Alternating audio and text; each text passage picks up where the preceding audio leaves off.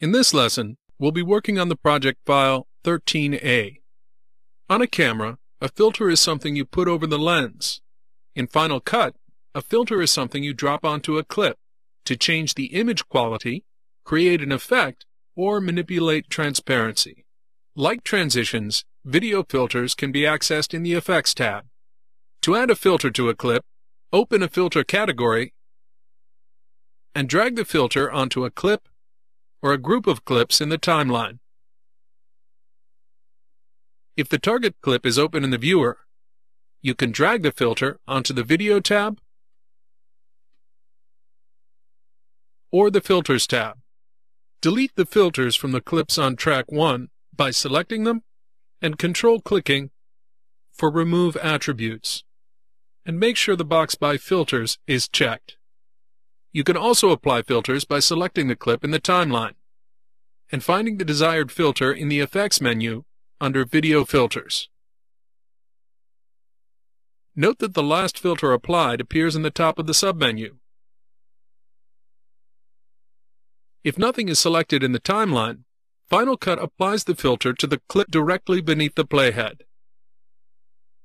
You can add multiple filters to a clip, either one at a time, or by command-clicking to add to your selection in the Effects tab and dragging them all onto the clip.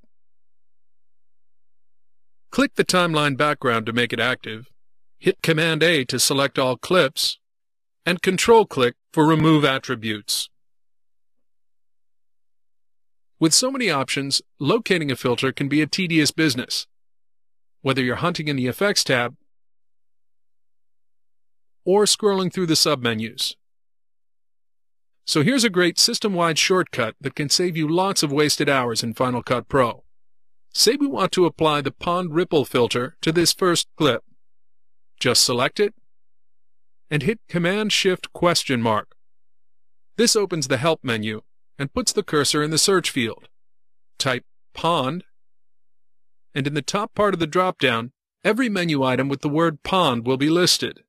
Use the up-down arrow keys to navigate, and the location of each menu item is revealed as you pass over it. When you reach Distort Pond Ripple, hit Return, and the filter is applied. Let's add a second filter to this clip.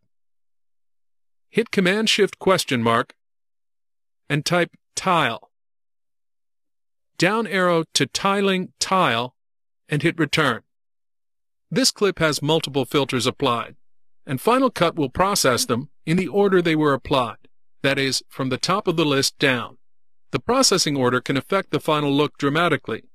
Play this combination back in the timeline. Now, grab the Tile filter by the name bar and drag it above the Pond Ripple filter to change position. Now play it back. You can uncheck the filter name to disable it, and to delete it, just click the filter name bar to highlight it and hit Delete. Filter controls vary greatly depending on the effect, and like parameters in the Motion tab, they can be keyframed if they're not multidimensional. Hit Shift-I to go to the endpoint. Hit this button for a scale keyframe, and set the value to 6. Advance 2 seconds, and change the value to 1. A keyframe is automatically created. Now play it back. Sometimes you need to apply the same filter and settings to different clips. You can do this by making a filter a favorite with Option F, or just drag the filter name bar of the source onto the target clip in the timeline. Hit Command-Z to undo, or select the filter name bar and hit Command-C to copy. Open the target clip in the viewer and paste with Command-V, or select the target and hit Option-V for Paste Attributes. Then check the Filters box. Filters can also be saved to your Favorites folder. You can save a single filter by selecting the name bar and hitting Option F. Or save all filters applied to a clip with their custom settings into a filter pack. The viewer must be active with the Filter tab open. Click the Filter tab background to make sure no one filter is selected, and hit Option F. Final Cut adds a filter pack to your favorites bin, a bin containing all effects applied to the source clip. To apply the pack, just drag it onto a new target.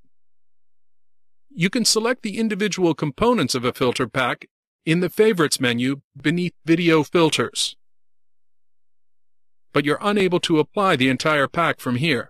As you can see, Final Cut starts applying shortcuts to filters as you add them to your favorites. These shortcut assignments are alphabetical based on filter name and prone to change when you add a new favorite. Review the lesson on transition shortcuts for a workaround to make your shortcut assignments stick. The favorite filter shortcuts run parallel to the favorite transition shortcuts on the keyboard. In a previous lesson, we mentioned that you can apply a filter to only a portion of a clip. Do you remember how?